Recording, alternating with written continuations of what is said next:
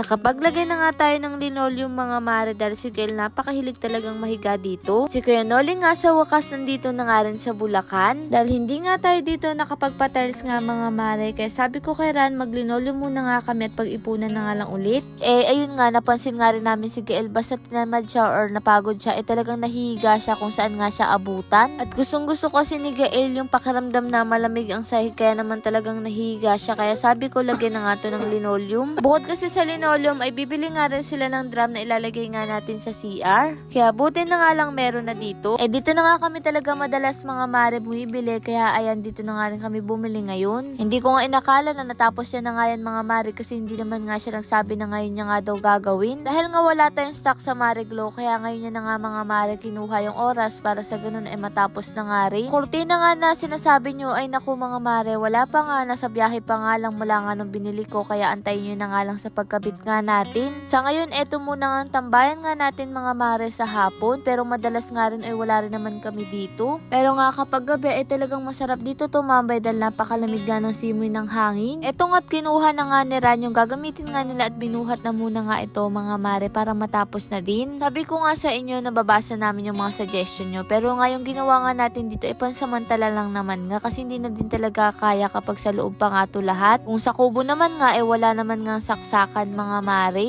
Yung terrace nga na to dapat sa harapan nga daw pero ayun nga hindi na nga natuloy dapat talaga sa harapan nga to tapos dito nga ikusina kung dito nga kami titira. Nga lang diba ginawa muna nga natin itong pansamantalang bodega nga ng Marie Glo dahil wala naman nga tayong mapaglalagyan dahil baka kapag mangupahan nga tayo mas mapunta pa nga yung pera nga natin dun nga sa pag-uupahan nga natin dahil mahal din talaga mangupahan nga ngayon malit nga lang na lugar 3.5 na yata ang pinakamababa pero kapag sa bahay nga lang yun pero kapag ngayon mga stock ang paglalagyan baka mas mahal pa nga. Kaya naman nga itong mga nakikita nyo nga dyan pansamantala lang naman yung mga mare. O siya nga itong ang kalahati natapos na nga rin nila kaya naman nga itong kalahati naman nga yung binuhat nga nila. Mailalagay nga ako dyan kurtina nakita ko nga lang yun sa online talagang maganda nga siya mga mare. Tapos ang ganda pa nga rin ng kulay na napili ko ay sus wag pasensyahan nyo na kung pala tawa nga itong si Gael paano pag nagbo-voice over na ako ay kinakabayuhan ng likod ko. Paano kasi kararating ko nga lang galing eskwelahan at maghapon nga akong wala siguro namimiss din nga ako ni Gael. Kaya kung marinig nyo man nga yung pagbo-voice over ko na puro tawa ni Gael ay pagpasensyahan nyo na talaga. Naglalambing nga lang ang bata sa nanay niya. Sa mga nagtatanong nga rin kung kailan nga magkakastock ang Marie Glo, pasensya na rin kung wala pa nga tayong stock pero i-update ko na nga lang kayo kung kailan nga magkaroon. At eto nga't matatapos na nga at hindi na nga masyado dito ng maalikabok. Buti na nga lang din talaga abalang-abala nga itong siran pagdating sa mga ganito at wala na nga akong iniisip pagdating ko ay tapos na nga. Sabi ko nga sa inyo iba rin talaga kapag may katuwang ka nga sa mga ganitong bagay. Mamadali rin kasi dyan sila Ran dahil nga may pupuntahan nga sila mga mare. Nakwento ko na nga rin sa inyo sa unahan na si Kuya Noli nga nandito na nga ulit sa Bulacan.